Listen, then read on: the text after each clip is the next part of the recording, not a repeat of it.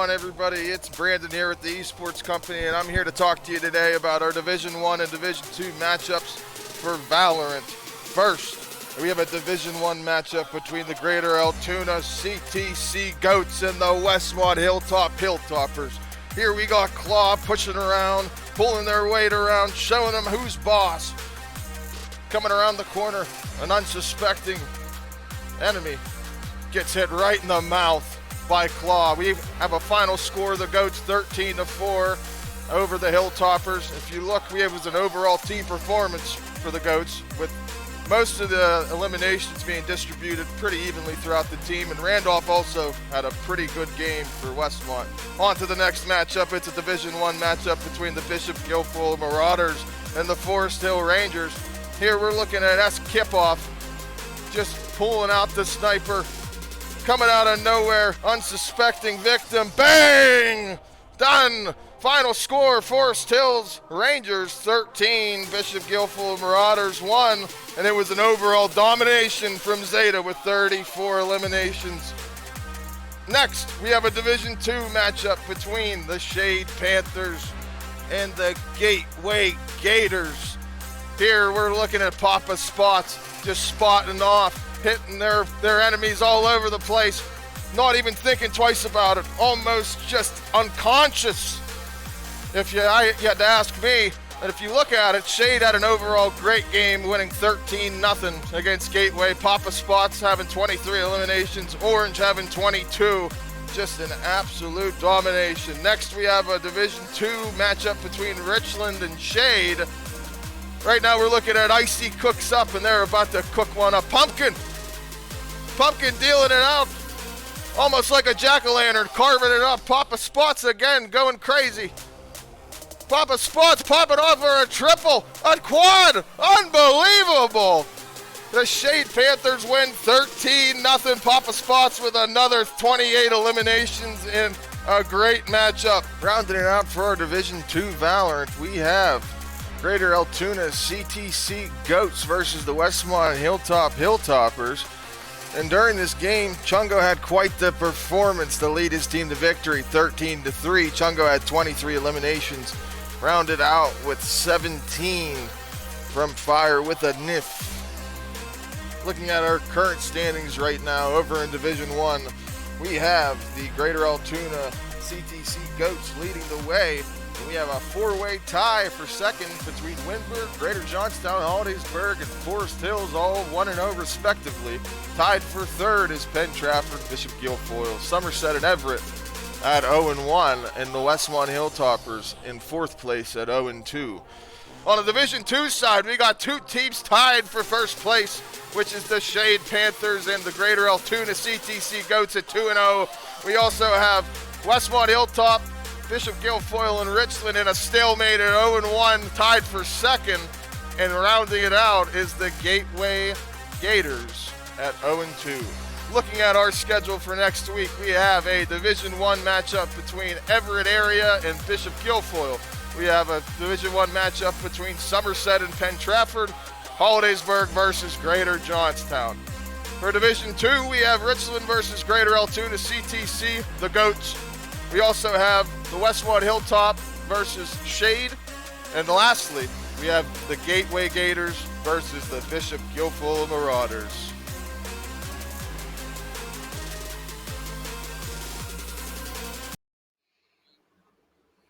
Ladies and gentlemen, welcome back to another week of the Tech High School series. This day, we are going to be having some great Valorant action ahead for you guys. My name is Flader, and with me in the casting booth is the legendary LLama77. Llama, how are you doing today? Starting off the day with some alliteration. I like to see it. I'm doing really, really good. I got to ask you, though, how are you doing today? I'm doing fantastic. You know, I've always wanted to get back to the Valorant action of this specific high school series all the time. And, you know, getting back into it, just as exciting as last time. But hey, let's discuss a little bit of what matchups we have for today. The first game going is going to be Everett Area going up against Bishop Guilfoyle. The second one, Somerset versus Penn Trafford. And the third, and the last game, Hollidaysburg going up against Greater Johnstown. Wow. Yeah, really stacked up lineup today for the Division 1. 3 different games. I'm excited to see, which of these teams can really, show out. This is the third week, so it's going to be exciting to, continue on throughout these weeks. I know we've already had 2 weeks already of play, and now we're going into the third one. This is kind of the time to adapt, change your play style, and maybe, get that first one on the board for maybe some of these teams that don't have one yet. And that is exactly the case for the very first best of one here. Everett area going up against Bishop Guilfoyle. Both of them currently 0-1 on the standings. Will be facing each other. And LLama, one of these teams will definitely be getting their first win today. And what else but Split to be the map here that we're going to be going to. What do you think about Split, Llama? I hate playing it. It's somewhat of a disorienting map for me personally to play, and I am bad at Valorant in general, so that's not a good combination, but I think it's a pretty fun map for these players. I think it adds a lot of exciting angles. Absolutely. I first used to have similar emotions for Split, but then they made some new changes. It was a little balanced for the defensive side as well, and now things have gotten a little easier on Split, so it's going to be a lot of fun to see who fares up against each other here. Everett area and Bishop Guilfoyle, both of these teams looking for their first win, and this is the day they're going to be getting it. Yeah, one of them will be getting it, and I'm excited to see it. Here we go. Let's get on into Agent Select here and see what they are picking for Split. It looks like we already got some similar, actually some different thoughts on each side. So it's going to be the Viper over here for our attackers, along with that Jet. I'm excited to see, some different things on our defender side. We already see Raze and Sage, 2 different things that it looks like the attackers may pick up, may change, may pick up that Sage as well. 2 duelists coming in from both sides, I believe. Nope. Yeah, that is correct. 2 duelists. And the Initiator KO I like a little better than the Sova, especially on a close angle map like Split. You'd be able to reveal the information a lot more quicker. But let's find out who is the better Initiator, Manticore and Mrs. and Rob. I'm sorry if I butcher that pronunciation, but we'll get it along the way. Specular's Waiterboy, Fogger, and Mrs. and Rob Archangel on the offensive side here. And over on the defensive side, we got Eclipse, Neon Panda, MC Clutch and Rocks. My God, these names are Daryl Cheesewater, and Manticore.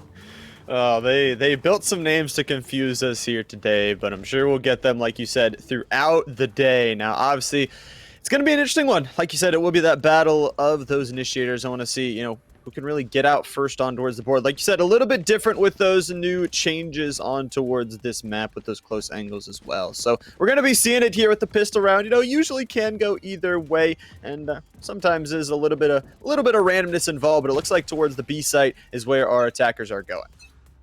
A pretty classic push here on the very first round. We see Everett Warriors pushing in towards the mid. Most of them, as we see 2 of the players just holding out here. MC, Clutch and Rocks, feeling a little too aggressive, pushing in with the Ghost. He might just be able to find the first one. Look at the second, can't find it. Gets traded out by Mrs. and Rob. And just like that, a 4v4 here in B side. Looks completely for their taking. Nobody currently present at the site here. And, well, time is ticking down, so if you want to push, now's the right time.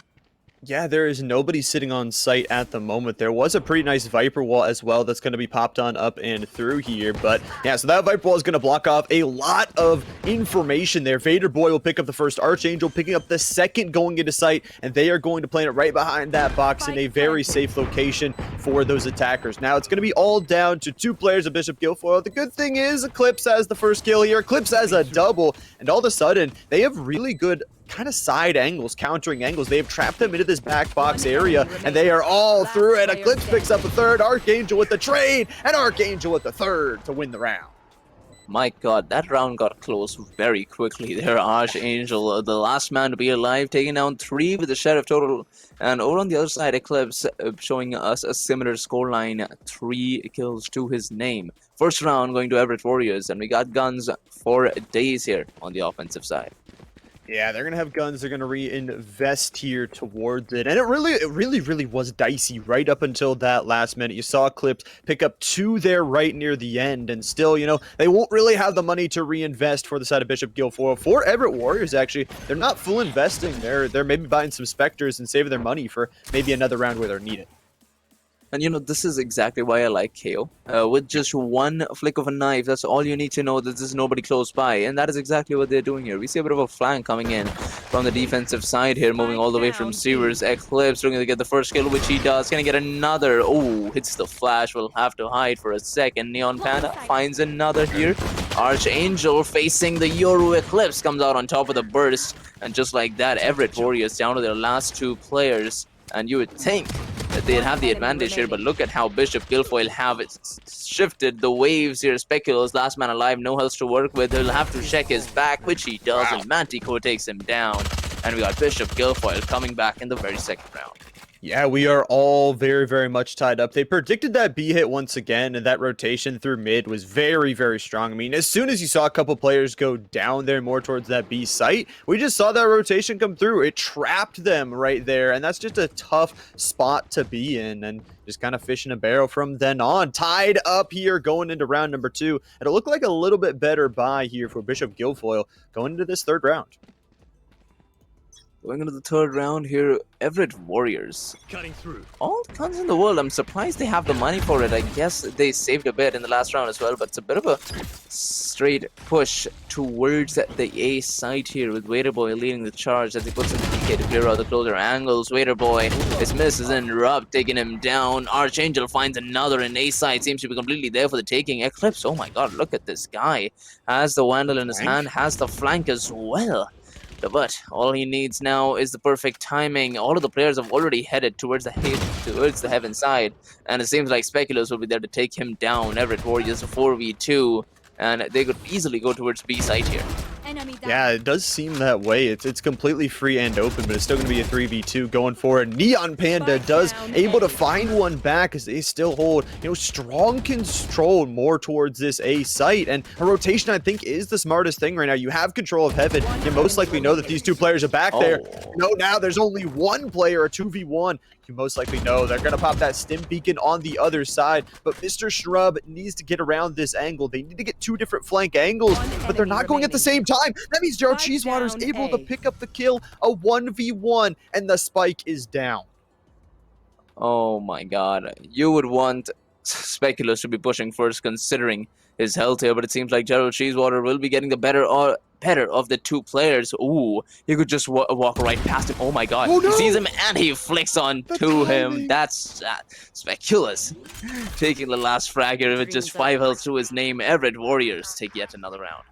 5 HP, Flader. That is the difference in that round. That's a win for Everett Warriors. But man, another nice edge round for both of these squads that does result in Everett Warriors. And I would say the finances from both squads actually not looking too great. I mean, this round, if either of them lose, it's going to be going right back into the grave, right back into nothing. But for the side of Bishop, it's going to be a little bit worse. 3 Spectres on their side. We'll see what they can do with this kind of lesser weapon. Let's find out. It seems like B site might just be the idea that they're going for here. Everett Warriors splitting here. 2 people pushing in from the B main side. And the other 2 just hanging out around mid. Eclipse trying to gather as much information as he possibly can. Has just a shorty to work with, so he can't really push through. Let's find out if the shorty turns out to be useful. Decides to head back here. Speculos is going to be closing in that backup angle. Just watching that flank here. Archangel has the knives in his hand. Does he go for the corner check? Eclipse is just hiding. Archangel, he's at 40 health. All we need is a tap from the shorty, and Arch will be falling down. Let's find out if Eclipse, the corner is checked, or Eclipse finds multiple. The trade might just be coming in here. Eclipse manages to take down nobody. Waiterboy comes out in clutch and leaves Daryl Cheesewater in a 1v5. Oh, he's spotted. They can see him. Misses and pushes further. Okay, Daryl Cheesewater with the Spectre. He's found 2, but he doesn't check his back. Waiterboy takes him down, and that is Everett Warriors going up by 3-1.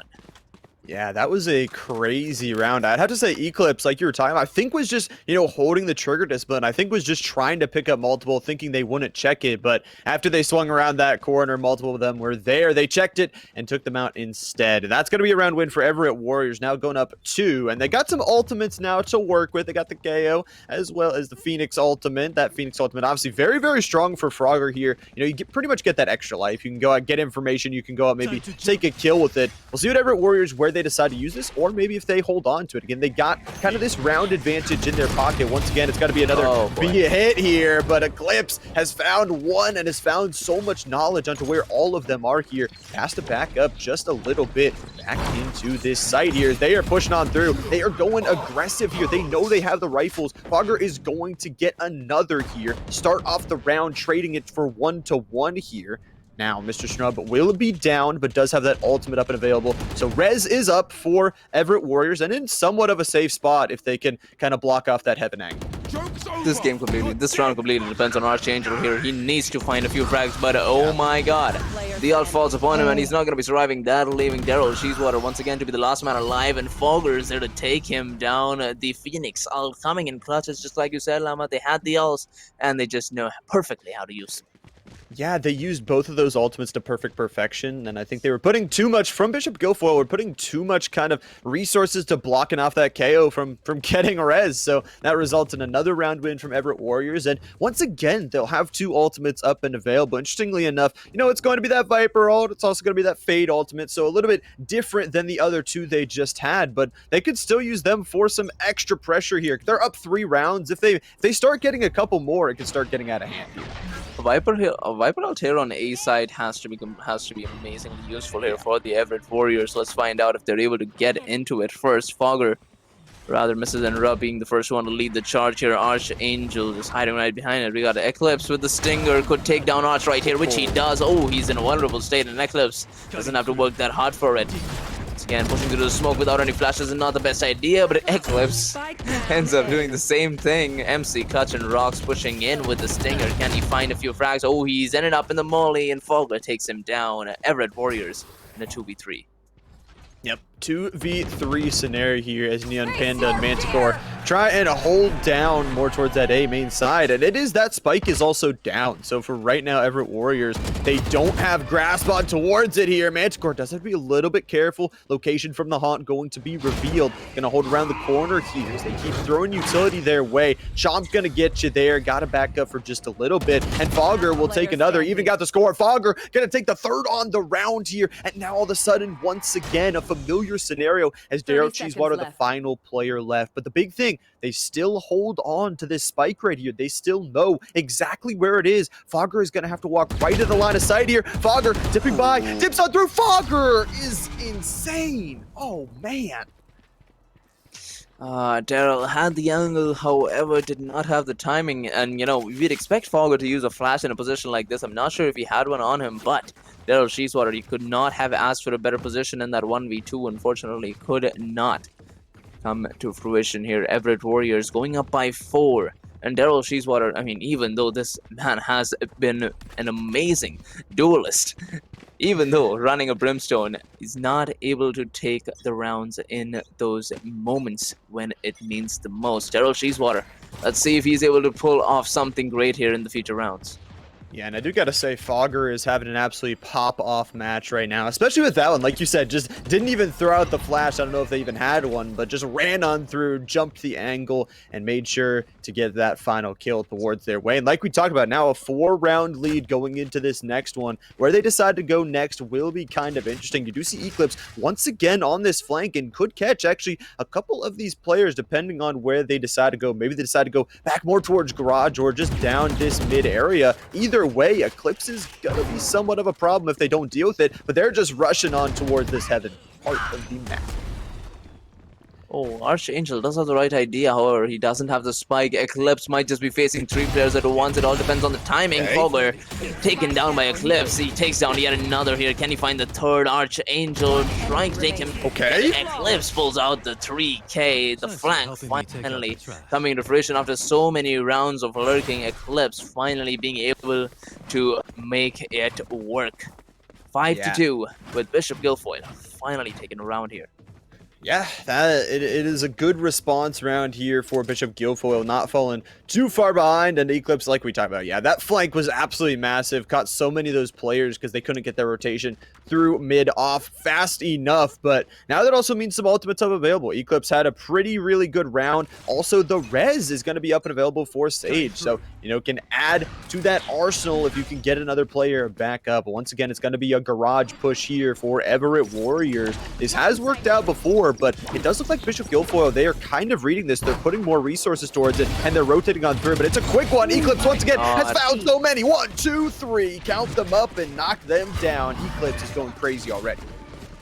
Oh, the smoke criminal here pushing in, peeking the weird angles that nobody would expect, and getting the 3K like a boss here. Might just be able to get the 4th one as well. He's looking for the ace. Fogger, you might want to watch out. It's Eclipse coming for your blood. Fogger flashed himself. MC Clutch and Rocks, however, takes him down, and Eclipse is there to get the ace. 3-round win for Bishop Guilfoyle. Yeah, I think Eclipse heard us talking about Fogger and said, nah, this round is going to be mine. These last two, a 15-6 now kill death ratio here for Eclipse. Absolutely going crazy, and still has that ultimate up and available. They called it perfectly again. That garage hit had been working from Everett Warriors, but they just didn't get in fast enough. So many rotations coming through from Bishop Guilfoyle, and a really good job to once again take back-to-back rounds here. Going into the next one for Everett Warriors, it's going to be some rifles, some stingers, a mix, and the finances not looking too great as they are looking down towards possibly mid for where they're going to go this time. Well, it does seem to be that Everett Warriors are trying to take on mid here. Ooh, the Euroworld has been spotted, so Eclipse might want to be careful about that. On the other side, MC the Clutch and Rocks has taken down 2. Daryl Cheesewater follows up with a 3rd, leaving Fogger and Mrs. Ender up to be the last few players alive. It's Eclipse hanging around here. He knows his position. He takes him down. MC Clutch and Rocks comes in with the 3K, and Bishop Guilfoyle are on the right track to making the comeback. Yeah, they're having a really good comeback. I really love the rotations. The communication just seems to be 100% on point. It seems like, you know, Everett Warriors, they're kind of committing all 5 players towards one way, whether that be garage, whether that be mid, and really the collapse can be super easy from Bishop Guilfoyle. They're realizing that if they can stall out enough time in those locations, they can just run over them. So as soon as they did that, you saw last round, the spike was down. They had no way to get back. The Yorworld also going to be popped, but now going into the next one, it's going to be an even worse scenario for Everett Warriors, as it's going to be, you know, some trashy finances and some bits and pieces that they're trying to work with. Well, Everett Warriors, it's been a while since they've taken a round. Let's find out if this might be it. Okay, MC Clutch and Rocks has given me the answer. He's taken down 2 in a matter of 10 seconds. Can he find the 3rd Archangel in a pretty good position to take down MC Clutch, which he is able to do just fine. A 3v4 here, but seems like the defense is all stacked up over at the ace side. Yeah, the good thing is this time they do have the spike to work with. They could make a rotation, but so much knowledge is there. Archangel does get a second back, but Cheesewater will be able to find that one. And I guess I have to correct myself now. They had the spike, now they don't. It's going to be laying on the ground here, laying on a nice bed of stone, and it's going to be tough. Again, Eclipse with these flank rotations has been absolutely on point.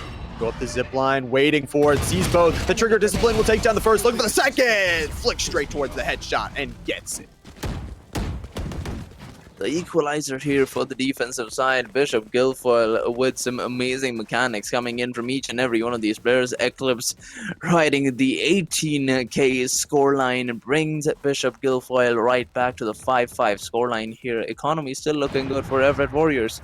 Let's find out if they have what it takes to take this next round.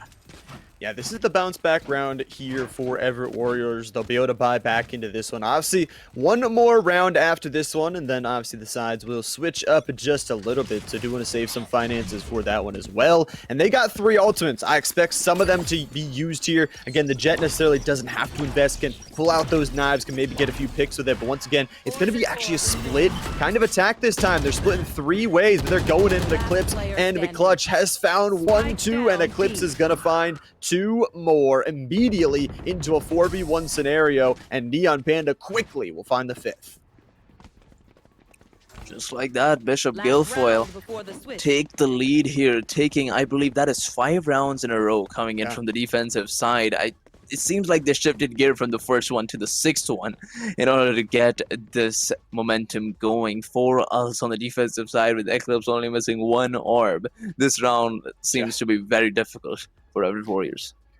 Yeah, this is a tough scenario here. They do have the finances to reinvest. Will only be a light shield there for Fogger, but everyone else is going to be looking good as well. Again, 3 ultimates up and available. They have the Viper's Pit, they got the knives, and they got that Phoenix extra life. So, but Dare Cheesewater once again immediately taking a pick. That Viper is not going to be able to use the ult this half, and the heals do come through, so immediate reset here. It's also going to be, a missed ultimate here from Mitch Clutch. We'll send out some of those nades, try and send out bait shells, try and get it with the bot.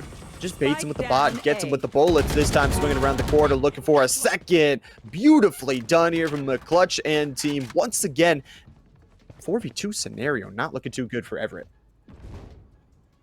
Oh, absolutely not. We just got the 2 duelists remaining in. Archangel might just be able to break the legs of Neon Panda, but he gets a little too confident. Manticore is there to take him down, leaving Fogger to be the last man alive here on the offensive side. Oh, the rope is heard, and that call is made. 1v3 with Fogger's position being known. Let's see if this ult turns out to be fruitful. Gets revealed, however, still manages to take 1 down. Makes 2 down with the ult, but time is running out here. Still needs Daryl Cheesewater, who's sitting at 20 health with the position completely in his favor. Let's find out if Fogger has what it takes to take this to a 6-6 scoreline. Fogger pushing in through the ropes. Does he check his left side? No, he doesn't. He doesn't even need to. He should be going for the spike right about now. He has no time to work with, but he'll go for the frag and he'll get the 4K. Fogger. My God, that was such a risky play, Llama. He knew that he didn't have the time to plant the spike, so he looked for Daryl, and he found him. He found the frag, he found the round win.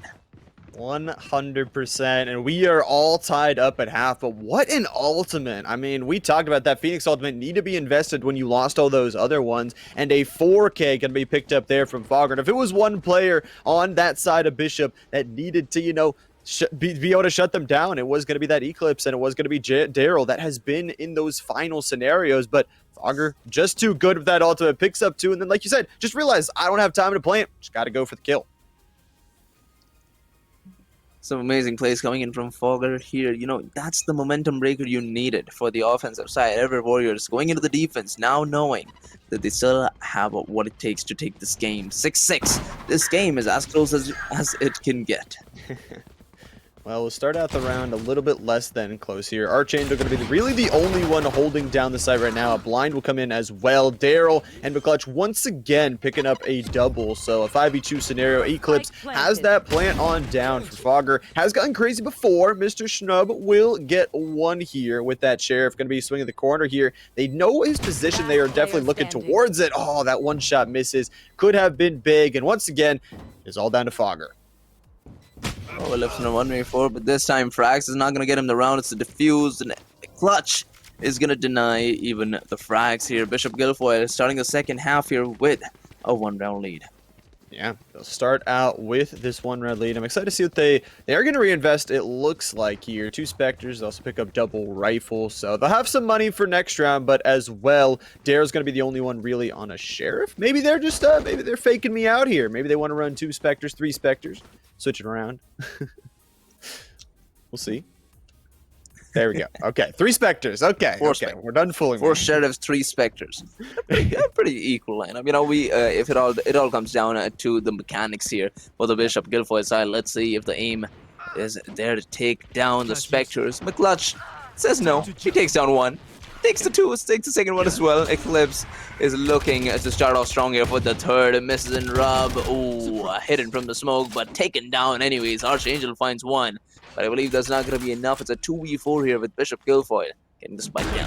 One enemy Yeah, they got the spike down in a really good spot as well, and it's even over before I can say anything, because, man, McClutch was so clutch down in that mid area. Picked up 2 different kills, picked up both the players that were watching towards that, and then took control of Heaven by themselves. So a really good back-to-back round here from Bishop Guilfoyle here, doing a really, really good job. Not only, again, to have this comeback in this game, again, you talked about it, they were down 5-1. Now they're up to going into their attacking side, continuing here, still looking good. I'm excited to see this team go into the next round.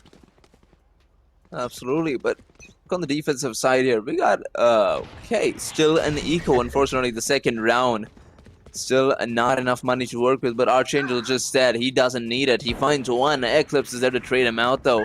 And let's find out if they're able to take side by 4s. Daryl Cheeseman says yes, a 4v3 here with Everett Warriors just now getting in for the retake. Yep, they're looking for the retake here. They are on a player disadvantage. That's important. No ultimates to work with at the moment. They could possibly pick up those rifles. Oh, it was a good bait. Neon knew those rifles look a little bit too juicy there. Going to catch out the first. And now looking forward here, Fogger only got a Sheriff to work with. Almost it's the shot, but it will be Eclipse and Daryl once again for an almost flawless round, only losing one from the side of Bishop Guilfoyle. That's when we strike. Oh, we should look at that. Everett Warriors 9-6 is the scoreline here. Bishop Guilfoyle still managing to dominate here on the offensive side. 3-round lead. Everett Warriors finally. Vandals and a bit of Guardian and Judge action still going around. Archangel wants to run the Judge here. He knows, he feels it in his heart that this is going to work out, but time is of the essence here. Losing 3 more rounds brings them to game point. So let's find out if Everett Warriors bet wins them this next round. Yep, that will be the question here, if they can come back in this one. Obviously, the Jet, that dash with the shotgun's very strong. Fogger going to be strong, though, will be traded out very quickly. Once again, Eclipse picking up yet another, and the spike is already down here. The rotations are coming through, but yeah, it is going to be that dimensional rift here coming through here from Eclipse. We'll go behind, we'll get the flash, and pick up that kill. A very good ultimate used there by Eclipse to pick up the next one, and now it is just one. Once again, the Fade had it all by themselves in the bottom of the zip lines here. Got the Sheriff and got everything to work with. Can Spiculus pick up anything? No, Eclipse will pick up the 3rd kill of the round and the 10th. Double digits now for Bishop Guilfoyle. Double digits for Bishop Guilfoyle and a 4-round lead to go with it. Looking at the economy here, let's have a look. The defensive side, decent money to get rifles and the SMGs going. But Bishop Guilfoyle, well, let me just tell you, they're swimming in money. They're basically the United States at the moment. Yeah. With 4 Vandals and a Judge coming in from Manticore. A 4-round lead as well. All they need is 3 to secure the win. Yeah, they got the tub's filled with money here, taking a bath in it instead of water, and with that, they are going to have a lot of rounds of economy to work with. So we'll see if Fogger in mid here cannot pick it up, and ooh, through the paint shells though, Mr. Strub is able to get a trade on back, catching them out in that timing where they can't shoot, but Eclipse already has the plant down. Again, that's something I've noticed about Bishop Guilfoyle on this attack. They are really breaking into these sites very, very quickly, and they're just getting the spike down. And then look at this. I mean, they know where these other 2 players generally where they are. There's no way to get back in at this point. The finances aren't good as well, so the weaponry is not going to be good. Great game sense coming in from each and every single one of these players, and of course callouts I can imagine would be equally great. Mr. Zendrab, last person alive, and has no health to work with, no time as well. We see the flank coming in from Manticore, who's there to take him down. Manticore takes Mr. Zendrab down with that Judge, and also takes his team to 11-6. Breaking your neck there a little bit, Manticore. Be careful about that nodding. But yeah, 11-6 is going to be the future here for Bishop Guilfoyle here. Still a really, really good offensive, kind of half. They have not dropped a single round just yet. But once again, it's the ultimates. From Everett Warriors, this is what I want to see change the tide. I mean, we saw Fogger last time be able to pop that amazing Phoenix ultimate, pick up so many kills, and this time, I mean, they don't have the greatest investment, but it should be Archangel able to pull out those knives as well. I want to see both these ultimates invested here, and hopefully it's going to be a defense towards the A site. Well, let's find out if Bishop Guilfoyle can close this one out and set his game point. This is end rob. You see them trying to go for the flank here, but McClutch denies the KO as well as Fogger, leaving Everett Warriors in a 3v5 here. What do you do?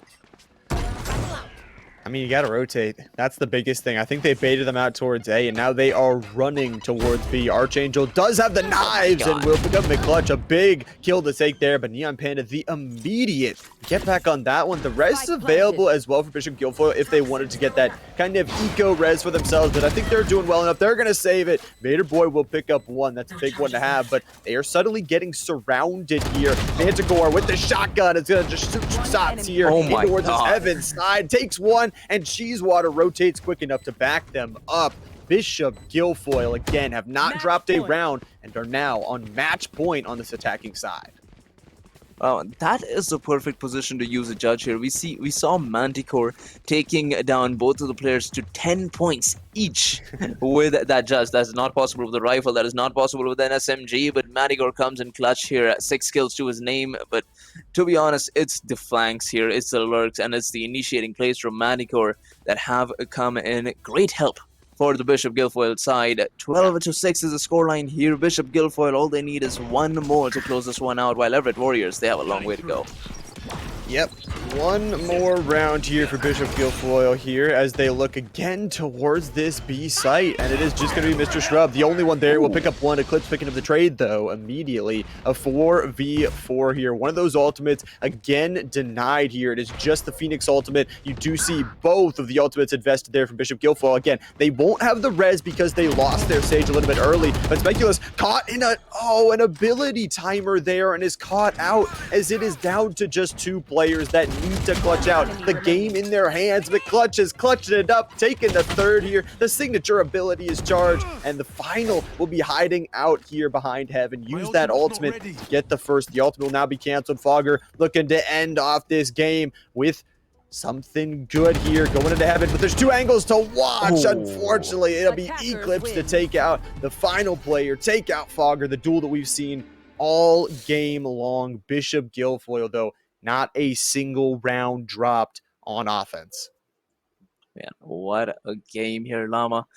But you look at that, it was Bishop Guilfoyle just suddenly switching it all up. The communications, they were top tier. The mechanical aim, the overall positioning of the team, everything just improved by a ton as soon as they headed into the second half here, and that shows us what this team is capable of here. You know, adapting to the opponents that you're playing up against, that's the way to go, and that is what Bishop Guilfoyle showed us.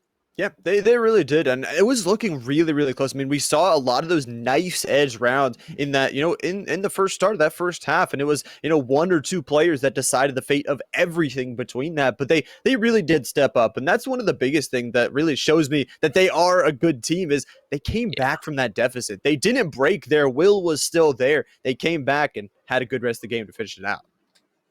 Absolutely, and that, ladies and gentlemen, was the first series of the day. We'll be back with the second one very soon, so stay tuned. Don't go anywhere.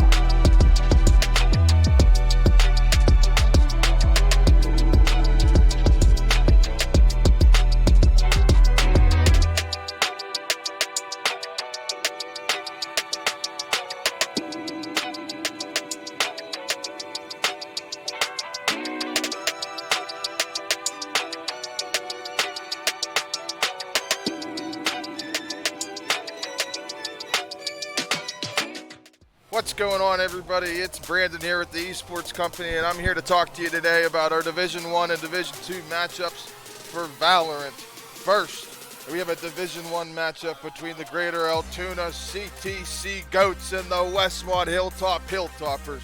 Here we got Claw pushing around, pulling their weight around, showing them who's boss. Coming around the corner, an unsuspecting enemy gets hit right in the mouth by Claw. We have a final score, the Goats 13-4 over the Hilltoppers. If you look, it was an overall team performance for the Goats, with most of the eliminations being distributed pretty evenly throughout the team, and Randolph also had a pretty good game for Westmont. On to the next matchup. It's a Division I matchup between the Bishop Guilfoyle Marauders and the Forest Hill Rangers. Here we're looking at S. Kipoff just pulling out the sniper, coming out of nowhere, unsuspecting victim, bang! Done! Final score, Forest Hills Rangers 13, Bishop Guilfoyle Marauders 1, and it was an overall domination from Zeta with 34 eliminations. Next, we have a Division II matchup between the Shade Panthers and the Gateway Gators. Here we're looking at Papa Spots just spotting off, hitting their enemies all over the place, not even thinking twice about it, almost just unconscious. If you had to ask me, and if you look at it, Shade had an overall great game, winning 13-0 against Gateway. Papa Spots having 23 eliminations, Orange having 22. Just an absolute domination. Next, we have a Division II matchup between Richland and Shade. Right now, we're looking at Icy Cooks Up, and they're about to cook one up. Pumpkin dealing it out, almost like a jack-o'-lantern, carving it up. Papa Spots again, going crazy. Papa Spots popping off for a triple, a quad, unbelievable. The Shade Panthers win 13-0. Papa Spots with another 28 eliminations in a great matchup. Rounding it out for our Division II Valorant, we have Greater Altoona CTC Goats versus the Westmont Hilltop Hilltoppers. And during this game, Chungo had quite the performance to lead his team to victory, 13-3. Chungo had 23 eliminations, rounded out with 17 from Fire with a NIF. Looking at our current standings right now over in Division 1, we have the Greater Altoona CTC Goats leading the way. And we have a four-way tie for second between Windberg, Greater Johnstown, Hollidaysburg, and Forest Hills, all 1-0 respectively. Tied for third is Penn Trafford, Bishop Guilfoyle, Somerset, and Everett at 0-1, and the Westmont Hilltoppers in fourth place at 0-2. On the Division II side, we got two teams tied for first place, which is the Shade Panthers and the Greater Altoona CTC Goats at 2-0. We also have Westmont Hilltop, Bishop Guilfoyle, and Richland in a stalemate at 0-1, tied for second. And rounding it out is the Gateway Gators at 0-2. Looking at our schedule for next week, we have a Division I matchup between Everett Area and Bishop Guilfoyle. We have a Division I matchup between Somerset and Penn Trafford, Hollidaysburg versus Greater Johnstown. For Division II, we have Richland versus Greater Altoona CTC, the Goats. We also have the Westmont Hilltop versus Shade. And lastly, we have the Gateway Gators versus the Bishop Guilfoyle Marauders.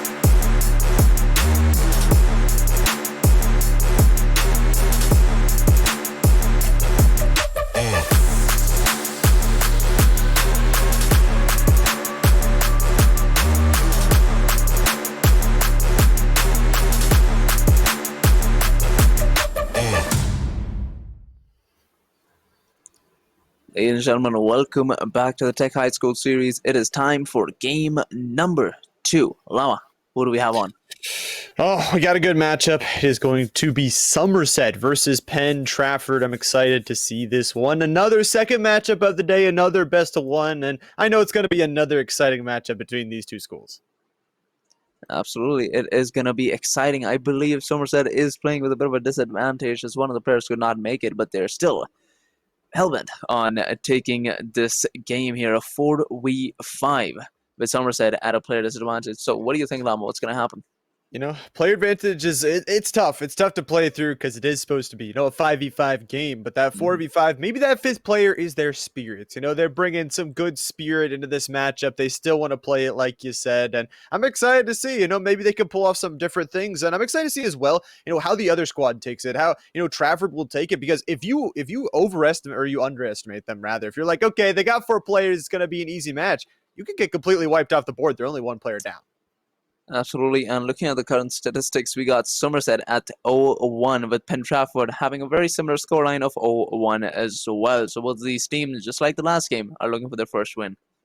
Yeah, looking for their first win here. I'm excited to see. We are on Split once again here. Icebox is the ban. Split is the choice. So although I hate it, you said you love it. We're going back towards it. Back to Split, man. I wanted to see some Icebox, but alright, we got Yeah. Somerset starting us off on the defensive side with Penn Trafford on the attacking. So, what kind of agents are we expecting here, Llama? Pretty similar to last time, or do you see something completely different? I think it'll be pretty similar. Honestly, I'd like to see, the squad, obviously, for the side of Somerset, they're going to be a player down. That could also kind of alter their composition a little bit. They might go something more, maybe a little bit more healers, maybe to keep their squad a little bit more healthy, Mhm. pick up that Sage, get that res, possibility of getting that res, getting that player back in. But I don't know. I think for Penn Trafford, I think we're going to kind of see the same thing that we saw last game. Absolutely, we're just about ready to head on into this one. Penn Trafford, even last season, were one of the most dominating teams in Division One, right up there with, I believe, Forest Hills and Greater Altoona. So we shall see what they can bring forth this season. Yeah, I'm excited. It is week 3. It is another week to try and pick up a win for both of these squads who, like you said, both could use it a little bit, but it is, a little bit earlier in the season. This is still the time to, get your compositions figured out, get your plays figured out, and, with these repetitive maps, get the maps figured out a little bit as well. Absolutely, we're just about ready here. Split once again, going to this map. Personally, I would, if I were to consider the kind of agent selects that I would want to see, Raze being one of my favorite agents. Being able to get in on their faces with Judge and Shorty, as we saw in that last game, was one of the best strategies that we noticed. Eclipse coming in with a Yoru, especially on Yeah. take towards B side, absolutely useful. And of course, defense. If you're running a KJ, hey, you got B side locked down. KJ or Cypher for that matter. Yeah, I like KJ. I like some Viper. You talked about how that pit could really cut off some of those really close angles, and it is a really close angle map. So, like you said, it's gonna be that Raze, it's gonna be the KO, those really close quarters agents that work really well in that. But also, again, those zoning ults. So as KJ, Viper, you talk about that. The Sage Wall, we've seen that a lot, kind of blocking off that mid, pretty much all of it with one ability. So it'll be excited to see, what they do decide, and if they maybe choose to go for more of that lockdown type thing with the KJ, the Viper, or maybe go for a little bit more information oriented with, Sova, KO, like we talked about. Absolutely, we will have to find out. I believe one of the players are having a bit of a technical issue, so we might just be going into a very short break here, but we'll be back very soon with game number 2.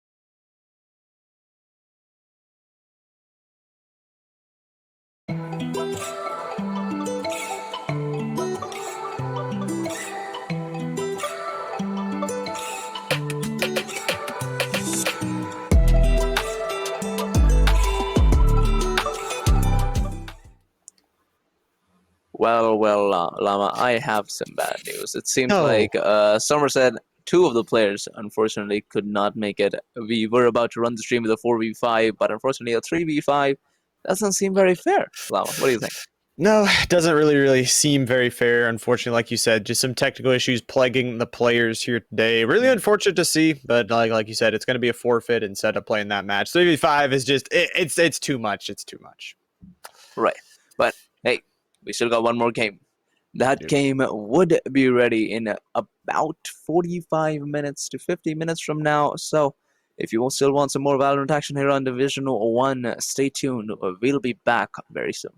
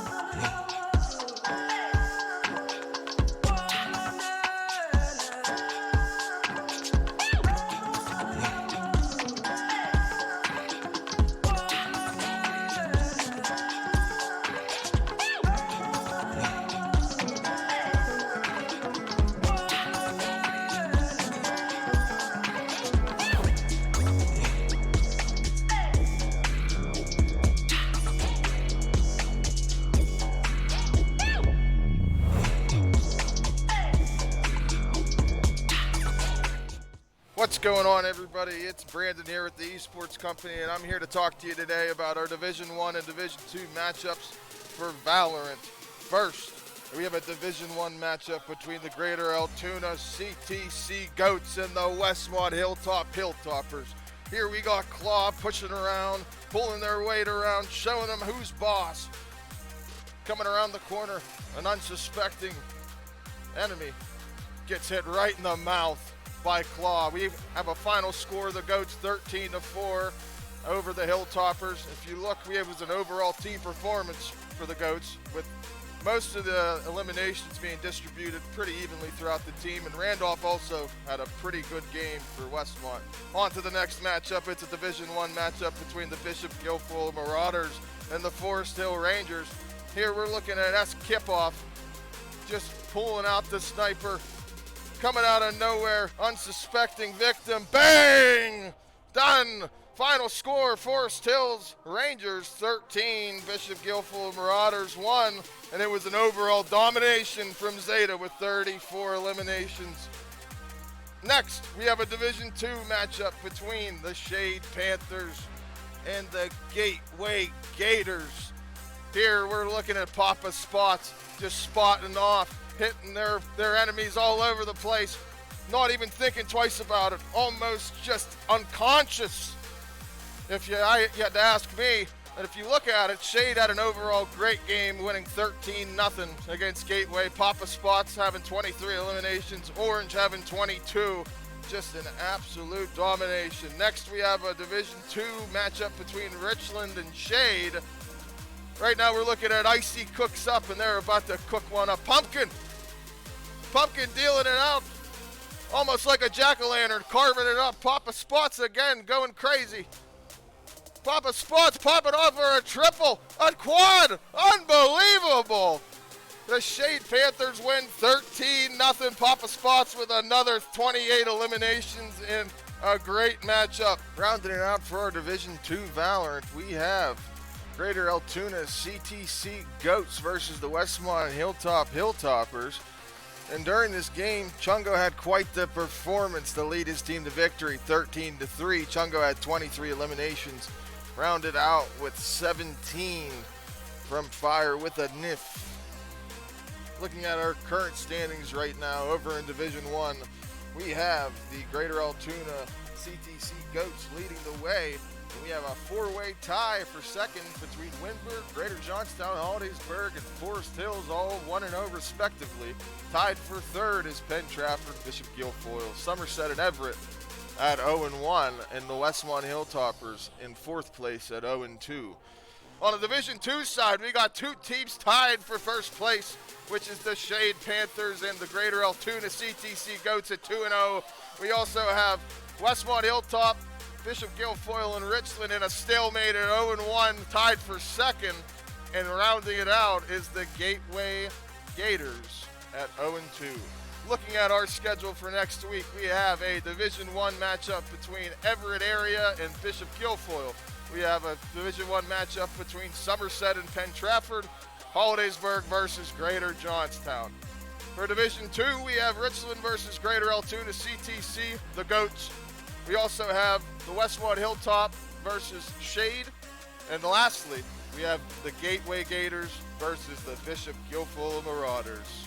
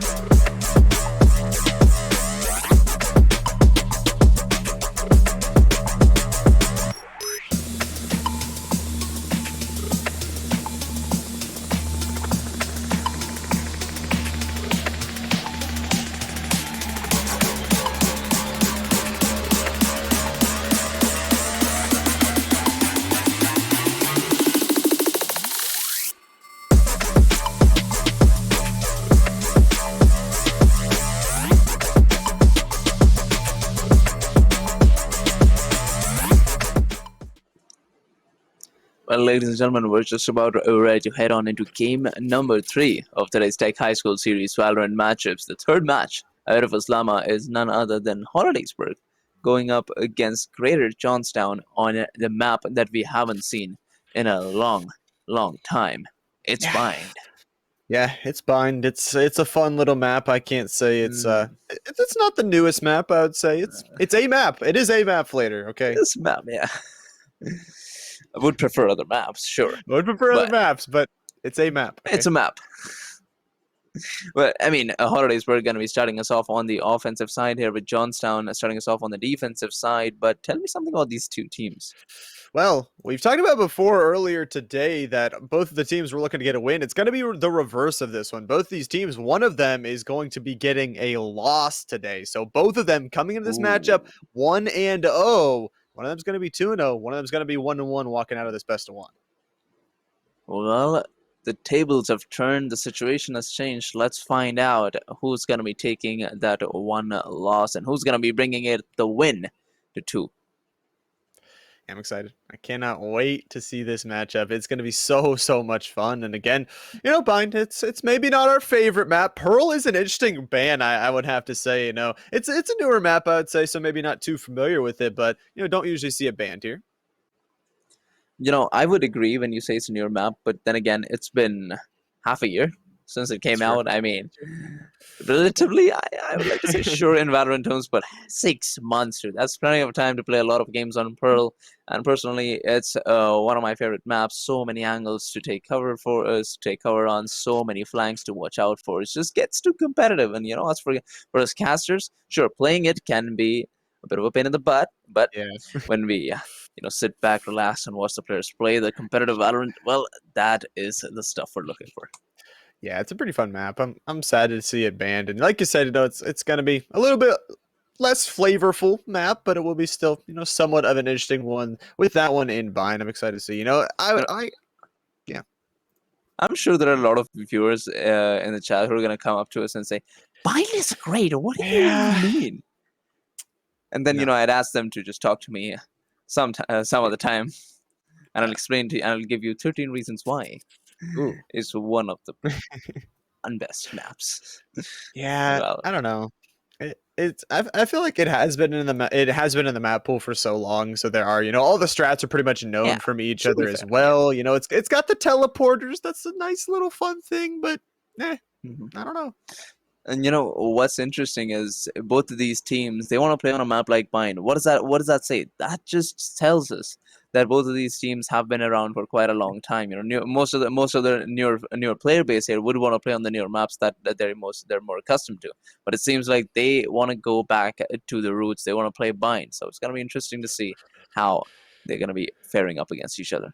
Yeah, it's going to be interesting. And it kind of like we talked about with Pearl as well. Pearl being, a newer map, we'll say 6 months in Valorant terms. It's newer per se. But yeah, kind of getting rid of those newer maps. It also could just be a map that you're maybe just a little bit uncomfortable on. Like you said, there's a lot of those different angles, especially on Pearl. So, getting rid of that will be important. But we're feeling that agent select. I'm feeling it right around the corner. Flatter, I'm excited to get there. Absolutely. And, I have to point out on a map like Bind, playing Viper, playing Chamber, before it was nerfed, was one of the metas. We'd see Brim, we'd see Astra coming in terms of the Sentinel side. Sky, of course, a pretty useful agent on a map like Bind, but we'll have to find out what the players decide. Just about ready to head on into the agent select screen here. Excited to see what both of these teams have to offer. Yeah, I'm excited to see. Here we go off into Agent Select, ladies and gentlemen. It is going to be a double Sage on both sides, immediately locked on in. Got some different things. Oh, we're going quick through Agent Select. That we are. It's been a bit of a long break here, but let's have a look at what the duelist roster is. 2 duelists coming in from both sides. And, one thing that I have noticed is that a lot of high-ranking players from a lot of various leagues, I have seen them go for no duelists and just all a tactical setup. But I'm excited to see, there's going to be that pizzazz. There's going to be that confidence in most of the players. As we see Sacrifice and Amp running the Jet and the Rain over on the defensive side, while on the offense, we got Jinx, and I believe that is Snipes. Yeah, Got some interesting things pretty much all around here for both sides. I'm excited to see kind of how these compositions go versus each other. But yeah, it's going to be exciting going into what is, again, a kind of original map for both of these teams, picking some of the same things. So we'll have to see them kind of fight each other, which one can do better with pretty much the same composition. Once again, and I do not remember the last time we streamed Bind here on the Tech High School series. So That's true. even though the caster's opinion is a little biased, I'm sure you'll see some plenty of new strategies coming into this one. I believe the parents and all the relatives watching of the students playing, they're going to be excited to see this new map come into the picture here. Of course, Greater Johnstowns are going to be starting us off on the defensive side, while Hollidaysburg will be on the offense. Yeah, and again, both of these teams having a very, very good week so far as well. They've already got one win going into this one. They're going to look for the next one here. Like you said, Hollidaysburgs, they're going to start us off on the offense. And if you remember back that last series, the offense started as 6-6. It tied us right up at half. I'm excited to see another one where it goes right towards that knife's edge. We'd love to see a competitive game. Absolutely, that is the plan here. Hollidaysburg, let's have a quick look where they're supposed to be heading. It seems like A short might be the plan of action here, but look at where Johnstown is forming. It's 3 players over on the defensive side, hanging around already. A couple players are here. Snipes will take down the first hit in Junie, and now they're going to push right on over to site. A Sage will block them for the moment here. Amp will be able to get one back, and now they are somewhat closed off. There is that flank coming through from Sage on their backside. I don't know if they see it, and all of a sudden, once again, that fish in the barrel scenario here, they do spot the Sage on out. They do get the Sage v Sage violence there, and now it's going on to the site with an advantage, but Sacrifice hits that immediate headshot with the Sheriff. Amp gets another as well, breaking through their own Sage wall now. It is going to be a 2v1 to finish it off. Amp already with a triple, but Interstellar going to get one back. Amp, Sacrifice looking for it. Amp is down, trying to pick up the other Ghost. Swinging around the corner here for Sacrifice. Picks it up and will pick up the round for Johnstown. Will the defuse come through? I think it's good enough. I believe it is Sacrifice making it in the nick of time with only 20 milliseconds remaining. What a round this has been. Hollidaysburg came in with blazing glory, taking the site under control, getting that wall up as well. But it's Johnstown coming out in clutch here, taking the first round win. Yeah, man, under a second for that spike before it was going off. Really, really good job from Johnstown. Getting a perfect round for themselves. Not necessarily perfect, but perfect on the timing wise. Getting that defuse on through is going to be nice as well. So Johnstown, again, only surviving with one member. This time they're going to be going in with the 4 Spectre loadout here. Going into this second round is a slight advantage, but some trades already going through. Sacrifice, again, no real shields on the other side to work with. So picking up 2 of those kills off of the Marshal there. Looking for even more, and a 4v2 positive scenario going through for the start of this round. That does seem to be the case here. Johnstown, taking the defensive guns towards their own spawn. Bonsai, however, comes in clutch here, takes the shotty, takes Amps' head off, heading us into a 3v2 here. Hollidaysburg do have some guns to work with. We see the Spectre and the Classic, but I believe the target of this particular round would be to get the spike down. Yeah, that would be a good one, especially because A is semi-free right now. There are some rotations coming on through. They are somewhat wary of this teleporter as well, and there are some rotations as well that are coming through towards that defender's spawn here, but it looks like they will have it somewhat free. They're going to walk past that ult orb as well here. Could claim it here. Again, that res is going to be a huge tool for Bonsai in the future, so would love to see them claim that up as well. But again, you got to get in. It's pretty free right now. They're just very, very wary of a flank that is not there, and now they're down to 30 seconds left here, and it's going to be the Marshal now holding out these long angles. It is unfortunate to see the Hollidaysburg waited out for so long before getting that spike down, but I believe that wall is gonna do just that. Sacrifice has no angle to look out for. Oh, gotta be careful here, Bonsai. The scout is there to take you down, but he manages to escape. Sumos, I believe Sums takes one down here. Bonsai does have a Spectre to work with. Do not forget, has health as well. But a 1v3 here, the flash goes in. Bonsai peeks out, he takes one down, so does manage to survive here. Gonna fall back for just a bit. Sacrifice is down, but Junie is there to take the trade here, and we got Johnstown taking the second round win. Yeah, that one got a little bit dicey towards the end, but yes, they do take the second round again, winning with only one player still standing here. Very good. Again, you know that Marshall player is going to have to swap over towards that pistol. Can't really take that duel at close range. Very, very good job. Junie, though, is able to clutch up for the squad, and this time, that Marshall is going to be upgraded to the better version of it and upgraded to that operator. The operator coming out on the defensive side here, coming in from Sacrifice, who's going to be putting this one up over at A. Would make the most sense here on a map like Bind, but let's see what Holidaysburg they have to offer now, because this is the first round with the rifles. They're going to be peeking out. Unfortunately, it is Sacrifice unable to connect with that first operator shot. Yeah.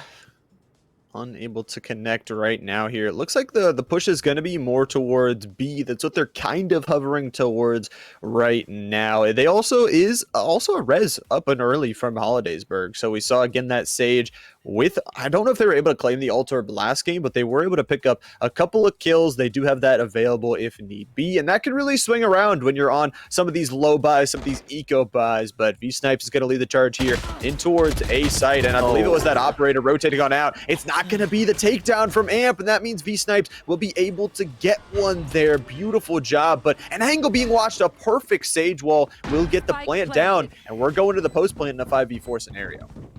Retake here coming in from Johnstown. Let's see if they can make it happen. That slow orb is going to do tons of damage, but I believe everybody has backed out a little. Yeah.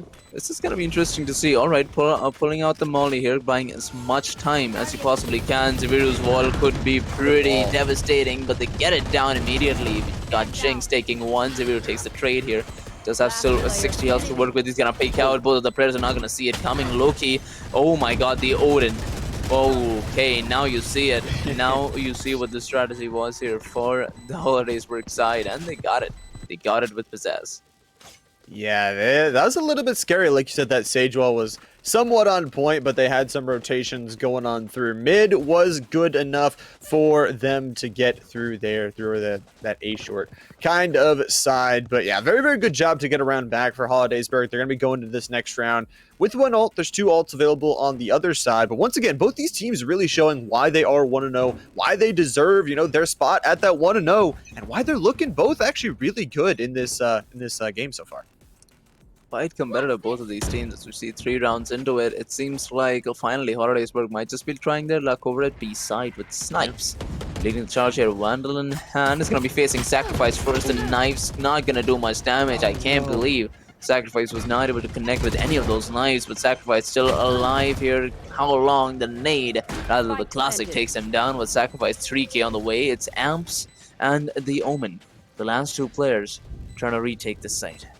Yeah, I mean, this is rough. You probably have to, I would just say save here, honestly. They'll get a kill at least. Amp will pick up 1, especially is that Reyna going to be able to have that sustainability here. Amp actually doesn't want to save, wants to go full on forward, taking down the second. Now, smokes, though, are blocking off their pathway on into this one. Gonna destroy that haunt and make sure you don't take any unnecessary wait time here, because you're gonna have to push them together, and they're going for it here, but they know where you are, and the timer is ticking on that spike. Not a lot here for it. It is gonna be pretty fast here, and all the players gonna run for it. Junai is gonna maybe go for it, but will end up losing the weapon. Unfortunate for Junai, decided to go in the wrong direction there. I believe he was looking for the teleport to happen, but he got a little too late. It was Amp getting the save there, and for the Holidaysburg side, still money all the way through. However, Johnstown, they seem to be struggling for a bit. Yeah, it was a little bit of a struggle there. It's like you said, it was the sacrificed ultimate that really didn't connect. I believe possibly one of those knives going into the back of one of their teammates, so unfortunately doesn't go through towards the other player. But nonetheless, that's an ult used on the side of Johnstown, and now 3 ultimates up and available for Holidaysburg as they push more towards this A site here. It is going to be Suams trying to lead the way to fight back. Junai's going to get it first. A. Looking towards the second, but the stim beacon helps aid them in fighting them off my here. God. A beautiful ult, though, from the Razor V-Snipes to take down one on Suoms. A 4v3 scenario, and once again, they have this site control very quickly. They got to be careful of this flank, though. That's the biggest thing right now. Amp able to get one trade. Sacrifice running on through. Oh, takes down the Omen. One shot, two shot, 3v1. They got the last player and the knowledge. Amp gonna take that final one. Amp will also get the defuse. Omen will not save you this time as Johnstown, they get their third round. Would you look at that sacrifice? Oh my God, with that What a sheriff. headshot. Precise aim here. Just locking onto each and everybody's head and taking this third round win. Johnstown is now up by 1. Yep, up by 1. A good little response round. You know, we talked about it, that Hollidaysburg had 2 in a row there. Good to stop them in their tracks here. And going to the next one, once again, it is going to be Ziver with that ultimate up and available here. Finances looking still pretty even on both sides. Full buy once again. No Odin, though, this time, Flader. No Odin, unfortunately. I would have loved to see Loki just pulling in some Odin until the last few rounds of this game. You know, one of these rounds, I really love to see just one Odin coil just taking everybody down. But let's find out if Juni has what it takes to take down Snipes, who is a little too close and personal. But never mind, it is Snipes coming out on top here. He's looking for another Storm, forced to push back because of the nade, leaving us in a 4v4. The flash does come out. Amp is trying to find as many as he possibly can here, but Bonsai unable to get the trade. It's Storm's taking down both, and just like that, an ace site, which would seem to be completely under their control. It's a Loki finding some control. Yeah, finding some control here through there. And the spike. Oh, Ziver actually gets a pickup there. The spike was down. They knew where it was. And Johnstown, they will take their 4th round on this game. A really good job. Again, they just held down all of those A angles. And as soon as they had that, as soon as they had the spike, there's just nothing you could do from Hollidaysburg's side. This is some high-ranking competitive Valorant action right here, ladies and gentlemen. We do not see it every day, but it is Ascendants and Immortals, one of the highest, or 2 of the highest ranks in the game, facing each other. And to be honest, so far, it's been one heck of a competition. It really has, yeah. And I'm excited to see it continue here going into round number 7. Hollidaysburg looking for a response here. Sacrifice, though, has got the op and got a kill in their back pocket. A run through, though, will chunk out that op. Now the op going to be in the hands of Hollidaysburg if they do want it, but a Sage Wall is going to cut off them now through Hookah. They now are looking to maybe make a rotation out of here. All of the players of Johnstown did rotate over here, but they might just be, sticking on, might be rotating a little bit further around, avoiding that Sage Wall altogether. See what the decision is. Yeah, V-Snipes does have that operator in hand, though. The offensive side on a map like Bind, the operator, I'm not sure how useful that could be, but V-Snipes, you're here to prove me wrong. Let's just see it. 4v4 here. We see 3 of the players of Johnstown just sticking around, covering various of the angles here at B side. While over at A, we got Swarms just taking care of things on his own. Let's see if Hollidaysburg can take this B main push into account. We got a few of the players pushing in, a bit of attack coming in over the Snipes. Okay. Still living to see another day, and the rotation comes in from both sides as we see Johnstown running straight towards A. Yeah, it's going to be the double ultimate here invested from the side of Johnstown. They get the res on Sacrifice, and Sacrifice immediately going to pop those knives. Suams, though, has a double along with Zibber, who has a double themselves. Zibber goes crazy there, immediately shutting down as soon as they get planted. Oh my god, would you look at that, Zivru? I believe Spectator Cam was not pointed at him, but he got a 3k there. All on his own with, I believe, just a single spray, taking Johnstown to that 3-round lead. Hollidaysburg, well, you definitely need a change of pace here. Bit of a timeout might be expected, but seems like Hollidaysburg will just take to playing a couple more as we see Loki pulling back the order once again.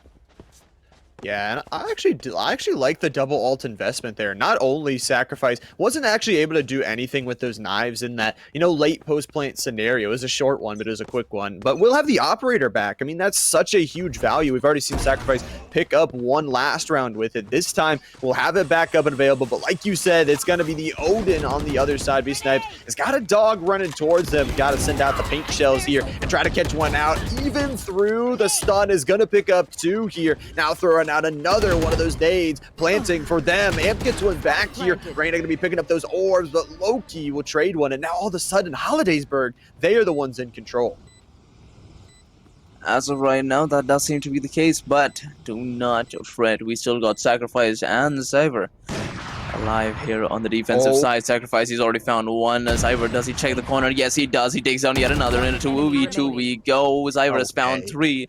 And just like that, Llama, they have side completely under control, but Loki has the ult to work with. Let's see if we can make something happen. They've got the half defused. They've got plenty of time. Sacrifice is going to be taking the other half here. Johnstown is up by 4 now.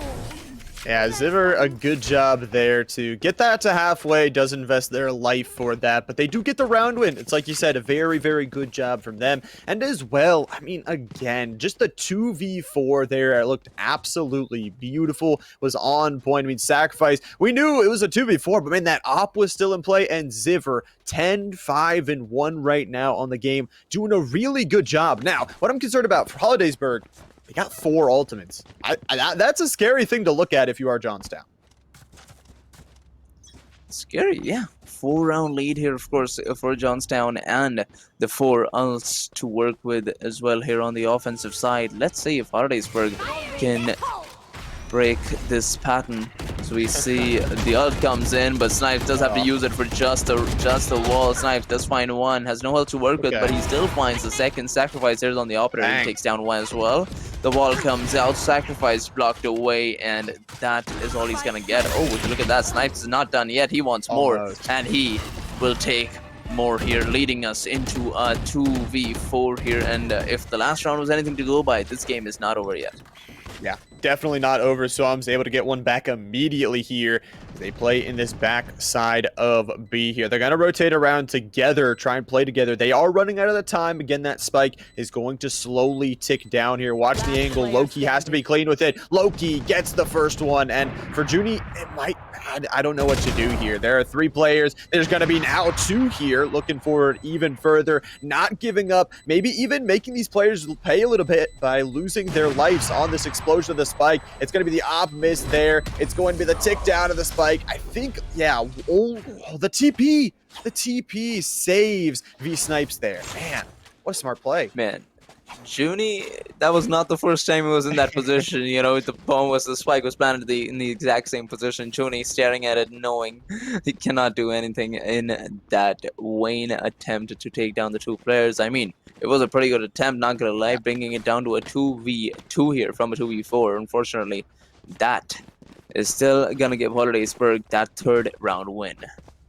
Yeah, and I thought they were gonna. I seriously did thought they were gonna lose a rifle, but again, those TPs. We are on this, bind map. Unfortunately, there's those ways to get out. So very, very good job for Holidaysburg. And again, they only invested that kaboom from the Rays. Unfortunately, like you said, it was only invested for that Sage Wall. This time, though, V-Snipes is gonna charge back that ultimate with one more orb onto it with a kill and giving themselves a good advantage here in the A site. They're gonna get the plant already down, and it is good here, and they're gonna back up here. So many good angles to work with right now, and not a lot of ultimates on the other side of Johnstown. What is the answer?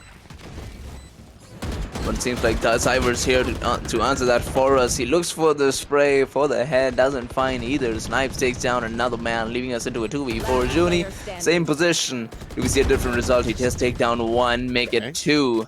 But I believe to make the ace happen, you need something glorious. Let's see what Junie is able to do here, trying to teleport into a certain position. I'm not sure what, but Junie, have to go for the save here. There is no other option at the moment. It is gonna be Interstellar pushing in.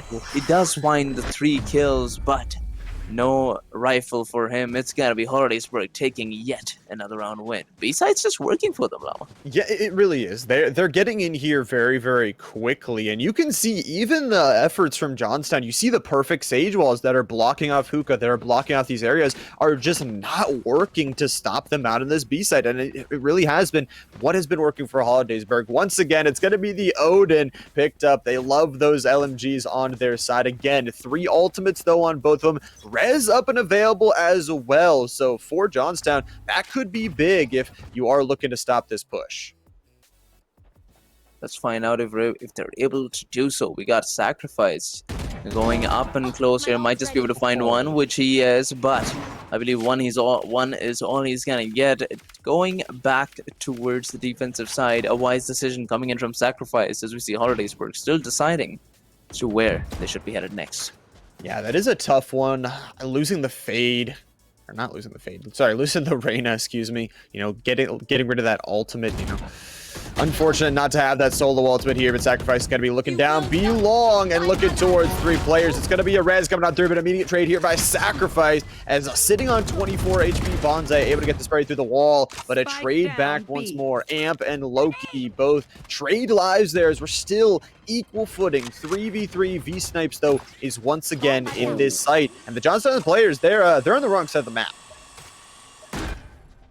That they are, it seems like finally they're gonna be anywhere near the site here as we see Zyver pushing in from long. Might just be able to find Loki, but Loki seems to be hidden in a perfectly good angle. It might just be the other way around here. Suoms pushes in with a flash as well, and the corner is not checked. Loki takes down Zyver. Suoms taken down by Interstellars as well. The Spectre is going up against the Vandals. What do you expect other than Holidaysburg taking yet another round win? It's a hat-trick for them, and they're only 1 round away from making this a 6-6 scoreline. Yeah, and again, it's the B site that works really, really well for them. That res was invested, I would say, not the best, but it was, you know, a body block for the teammates behind him to get there. And plus, you know, it's this final round before the switch. You know, you got to invest those ultimates very soon. And speaking of that, we have 7 ultimates up and available on the board. I'm excited for an exciting round here. Everything better be thrown out. Absolutely, it seems like Johnstown will have the upper hand when it comes to the ults. Let's find out if Holidaysburg can use the fear of them with greater advantage. It seems like Holidaysburg might just be looking to move towards a site here as we see 3 players concentrated towards a shot while the other look to push towards a main. Yep, a couple of split defense here. They're trying for this A site that hasn't super worked out for them, but they will have that Raze ult now up and available after getting that orb. So 4 ults on each side. It's going to be the Fade one to start it off here, trying to get some of that information. Amp does get 1 and trades it out there. There's going to be no rocket for this Raze to be launched out this round, but his Sacrifice has been big with the knives before. This time does not connect here, just does some damage. Will lead a dog in front of them, though. Got to be a little bit careful. It's going to be the Reyna ult on the other side, swinging on through here. Sacrifice picks up a big one, but it's going to be stuck in this ultimate, ticking down. Loki, a huge ultimate to trade that one on back. Takes a second with it as well. It's now a 2v2. Juni picks up yet another. The res is here, but they are slowly running out of time. That Sage Wall needs to be destroyed before anything. I think it's going to be another Sage Wall to get themselves up over the other Sage Wall. Check your corners here, because Loki's on a triple. Bonsai picks up another, and it is just too late for Johnstown. Holidaysburg picks up their 6th, and Loki picks up a 4K. Switching sides. Man, both of these teams are just too good at the game here. Holidaysburg, what a round. And an even better attempt coming in from Greater Johnstown there as we saw them countering the Sage Wall with another, trying to walk over it, but unfortunately got denied by Loki's amazing spray control. Heading into this next half here, Llama, nothing but excitement.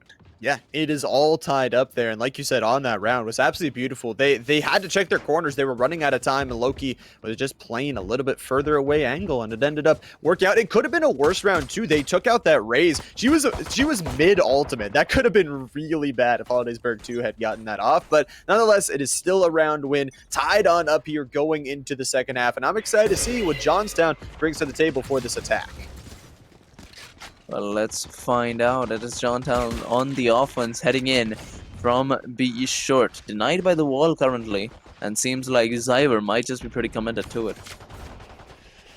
does seem that way here. Sacrifice is going to have to dash on out of danger for the moment as they kind of sit in this B short area. They're going to be rotating back on through here. They don't necessarily want to full commit. It is Ziver pushed a little bit further up here. Ziver has had some pop-off moments throughout today, but as a solo Sage, it's going to be a little bit scary. Does have that heal to work with on their own, and it's just going to be a spike plant over here at the A site. Those paint shells, though, are going to do so much damage to Suams. Bonsai picks up one. Suams on 9 HP. Not a lot of resources to work with. Trapped here and taken down. It's going to be an immediate 3v2 scenario with some flips going on through. Loki swings the corner, though. Amp picks up the third of the round. Amp, the ace possibility here, has 4 here, and it is just one more player. The Reyna running through here back towards the heaven side, looking for it. They got their number, but Jinx will take one down. Sacrifice is there. Amp, though, takes the ace, takes all 5. Wow, what a round there from Johnstown. What a way to start off the second half here. I told you it's nothing but excitement, and it seems like the players have pretty much the same feelings here. Amp coming out strong, taking 5 kills, the ace against Holidaysburg here in the second half, and Johnstown is coming in with a bit of a statement here. Let's see what they do next. They got guns, they got specters all the way through, a lot of armor to work with as well, going up against shorties, a couple of shorties and a classic. But Holidaysburg still on the defensive side. They could maybe use their angles to find something better. Yeah, that's the possibility here. Like you said, it's going to be shorties. Suams is going to be somewhat of a massacre here as a couple players going to fall towards their name. Bonsai also down to 7 HP. Amp will be able to finish them off. Ziver going to pick up another. It is just very, very quick run through towards this Hookah side here. Interstellar cannot pick it up with the Ghost, and Sacrifice will find the final. It was a very, very quick round, and Johnstown still walks out with 4 rifles. Well, ladies and gentlemen, let me just tell you something. And that round did not last 30 seconds. Yeah. Yes.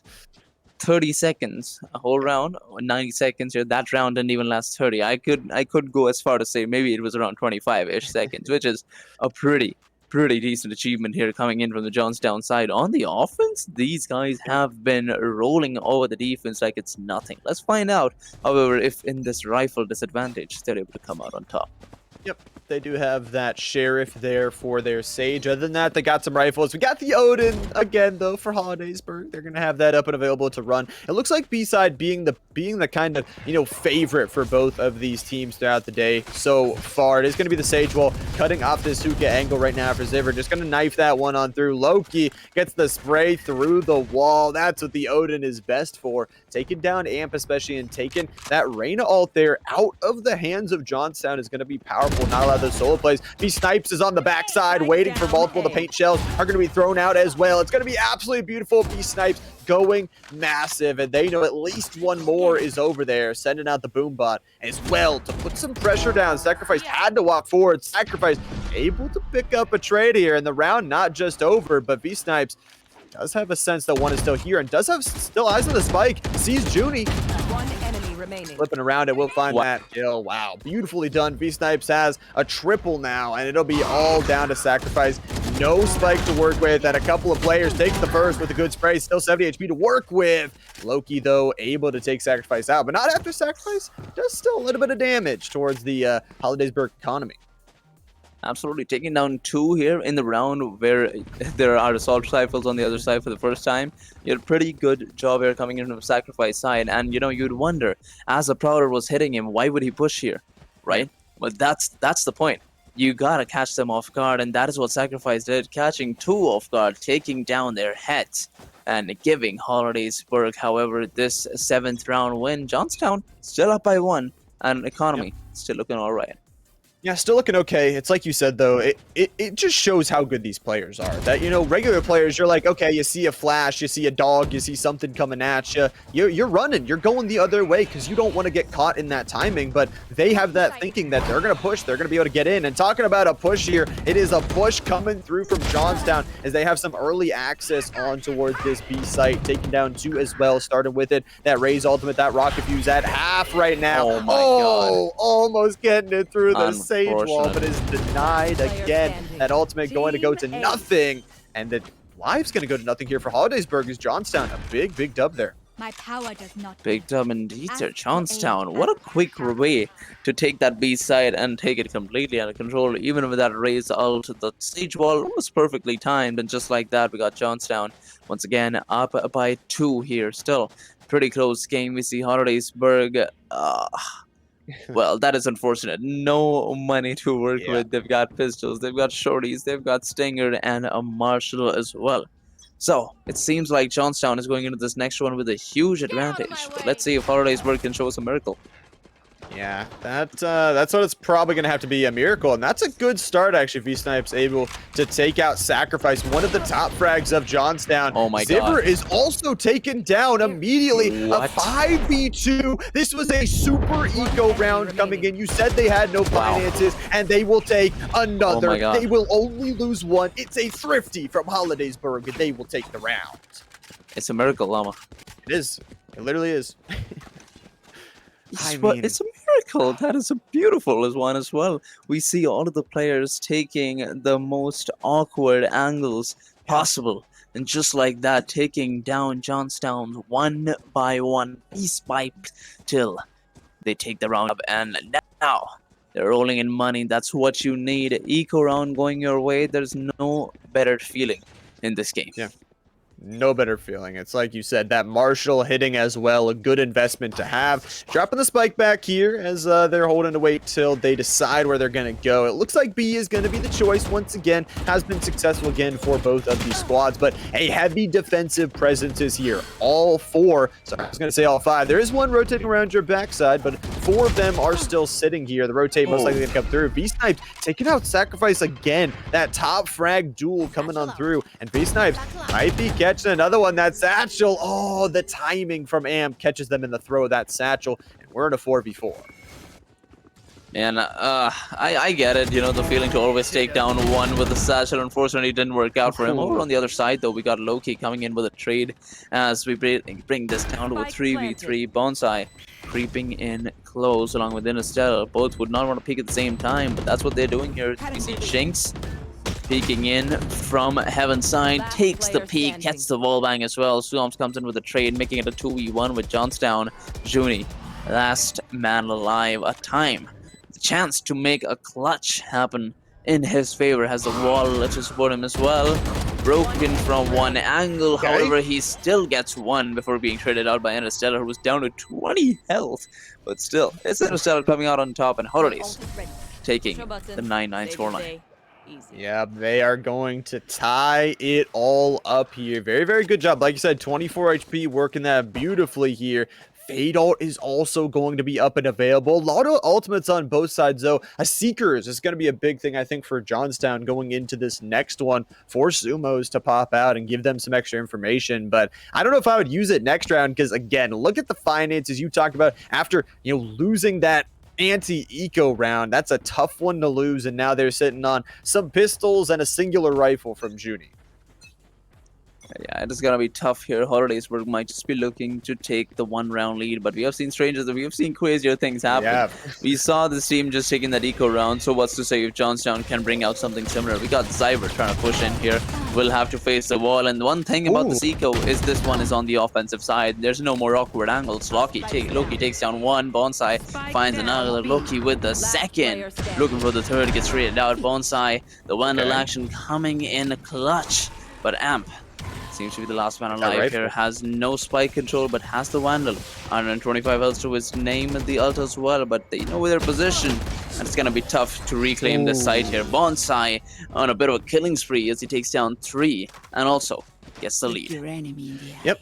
Gets the lead, gets to double digits, and gets that Sage ultimate up and available. 4 of them up as well. V-Snipes is only 1 orb off of the board, but as well on the other side, 4 ultimates up and available. So it is going to be that ultimate economy that is going to be very important going into some of these final rounds. Because we talk about Hollidaysburg only 3 rounds away now from winning the entire thing. So if you are Johnstown, if you invest all those ultimates right now, you might not have them by the time they're ready to win.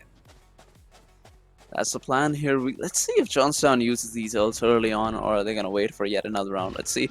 It all comes down to how much area can they cover. Still denied opportunity towards B side here, as we see Cyber getting denied off by the wall, but it seems like A side might just be the way where they want to go. And so far on all these rounds, Sweet Snipes all alone over at A main, trying to find multiple players, which he does again with ease. This guy is a maniac. However, seems like the site is under their control and they should be able to get the spike down. Never mind, Snipe says no. I am sorry. Did you say they had it under control? Because he's on a 4K. He's looking for the 5th one, sacrificed all alone with the Vandal in his hand over at A main. What do you do?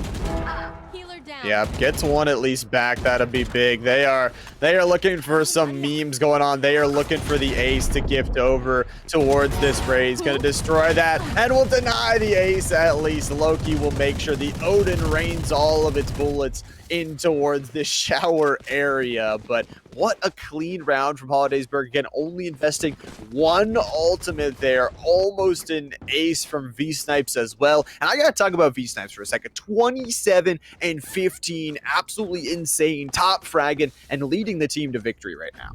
This man just went into his comms and he said, leave A side to me. I got it. There has to be some interruptions. There have to be people questioning him. But he said, no. I got it. Give it to me. Llama. He's got it. He did. Did indeed. Unfortunately, didn't get the ace. That was kind of sad. It's all right.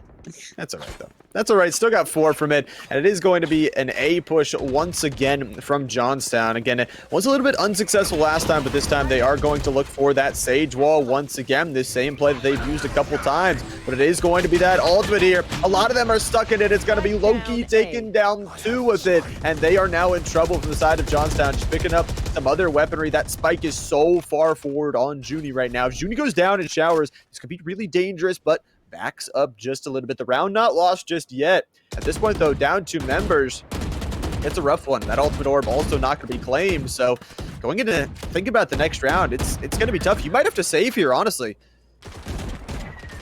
Sacrifice doesn't want you See down. where it's sacrificed, trying to find one through the smokers. Pull down to 36 health. Would not recommend peeking that angle again. Sacrifice, but it seems like he wants to do it. Hollidaysburg still over at 4 players with plenty of utility to work with. Make it 5. Bonza says, you're wrong yet again. And just like that, Johnstown now would have to head towards B-side, where it seems like Jinx is waiting for them with open arms. Yeah, they invested the ultimate, but they did not check the corner there. Finally, Amp will get one back. The plant will at least be nice for the squad, but it is going to be a counter fade ult here coming on through. They are going to be marked. They are going to be decaying. Interstellar will get a trade on through from Amp, who is on a 3K, but it's all down to Junie once again. A familiar scenario. The lineup, Larry finds him, and Loki will defuse it to get Hollidaysburg on to match point. Oh, Loki just predicted where the Omen was standing. He spammed it through the wall, and there's nothing that you can do if you're Junie. 9-12 is the scoreline here. Hollidaysburg are looking to take this one home, only 1 round away from victory. Yeah, Flader, look at the money as well. It is not looking so good here from Johnstown. They have to full invest, though. There is a possibility of no more rounds. Again, Loki will still be holding on to that Odin here. It will be only 1 ultimate available for Hollidaysburg. And for Johnstown, again, you got the res, you got the knives, you got the TP at this point. You got to use all of them or all of them soon. See where the choice is once again as they run a little bit more towards A this time. More control play coming in from Johnstown. This is a chance to get Johnstown in history. If they're able to make this comeback, that would probably be the best thing we've seen here over at TEC. But starting us off strong here, Johnstown, they have found one. It is Sacrifice trying to push in through, looking for Snipes, which he does find. And just like that, Hollidaysburg down to their last 2 players. It is not over yet, Llama. It is not over yet. No, definitely not over. The TP as well to get a very, very quick rotation on towards this B site. It's going to be tough for anyone here in Hollidaysburg to do anything. The Odin is going to be denied as well here from Sacrifice, who still has that knives, and now with a recharge set of 5 here. A little bit of goof there, but Ziveryu will get the final, and it is now Johnstown on double digits. Still 2 rounds away from victory, though, and seems to have forgotten the spike. Junie, however, does come back for it, just like that. We got a 10-12 scoreline here, Llama. Hollidaysburg only 1 round away from victory. All they need is that 1 round where the Odin or Snipes work perfectly. Yeah, and I do love the ultimate investing there. They do invest the TP, they invest the knives to pick up a couple of those frags there for Sacrifice, who has been, again, that tying top frag with Amp throughout this match so far. But now, again, you're not going to have those ultimates to work with. You do have a little bit better weaponry going into this one, but it's like you said, Holidaysburg still a 2-round disadvantage here. See, is the Boombot going to be holding down for V-Snipes going on into Showers? It looks like possibly a disconnect on the side of Johnstown. I'm not 100% sure. Looks like Sage just kind of standing still at the moment. Oh, and I believe, yes, there will be a timeout here in such an intense game. Of course, Sage, the Cyber U, will be given time to come back, and the round will restart here. It seems like Johnstown will have to wait before they take this next strategy home. Yeah, it seems so. Obviously, what the most fair matchup, and because it is such a close matchup, again, we want to give them that time to reset, but it is still a dire scenario for Holidaysburg. They're looking good. Again, they got the 2-round advantage. They got some finances to work with. They're building up their ultimates, and they've been building momentum. I think that's the most important thing. It's been cut a little bit, 9-12 now to 10-12. So now they got to see, they got to adapt a little bit. And they got to be careful because 2 more rounds if they give over towards Johnstown, we could be looking at an overtime. 2 more. 2 more, Llama, and I guess we'll have to just find out if Holidaysburg are going to be taking this home. Heading back into the game here, it seems like we're right about ready to head on to this next round. Snipes is taking down 1. Sacrifice gets traded out. Holidaysburg down to their last 2 players. It seems like Johnstown is on their way to win yet another round here. Yeah, that spike is going to be beeping very, very quickly, running out of time now. Oh, but never mind. Oh, no. It is down to 2 players here, Holidaysburg. They're just sticking it. They don't even care. I think the Sage Crash is not going to be able to get there. It's going to be close on the spike, though. 1.5. It is enough there. And it is going to be Holidaysburg. They are the victors after all that. Interstellar still had that operator in hand. Unfortunate for Johnstown. What a dub, though, from Holidaysburg. 13-10 will be your final score. Phew. Well, Llama, Jeez. we were this close to having the perfect game. Perfect game, just about ready. But, it's the technology sometimes that gets the best of us. Unfortunately, we would not see a comeback there. Johnstown will be stopping that scoreline over at 10, while Holidaysburg are going to be taking this one home in a 13-10 fashion. That was the final game of the day, and, well, let me say, Llama, that was one heck of a game. It really was. It was an exciting one, and I still think both these teams are going to be, kind of threats going into later down the line in this season. Teams are going to be looking at this game, and they're like, okay, they both went in 1-0. It was still a really close game, 13-10. That's only 3 rounds separating 2 of these great teams. So I'm excited going down the line to see, obviously, one of these teams going on 2-0 now, which is an even scarier scoreline. But even at the 1-1, that can be deceiving going down towards our later weeks. Absolutely, and we're just getting started. It's still only week number 3. There's a lot more action coming in, but I believe we'll be back tomorrow with more Rocket League action for you. That is it for the Division 1 stream. Bit of a long stream, but I believe that is one very good way to end it. This was Flader, Llama on the casting booth, I believe Gidago in the production, and this was TEC High School Series, and we are signing off.